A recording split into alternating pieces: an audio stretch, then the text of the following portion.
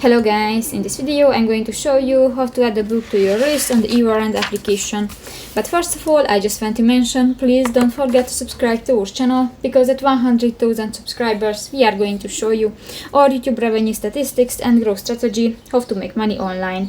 So let's jump into it. First of all, open the application on your device.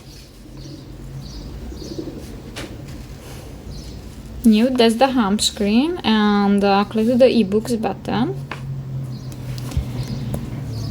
Here, just select a book, for example the Vicious, and new. Just wait for a second. Click to the continue button, and at the right side of the screen you can find three options: download, save, and add to list.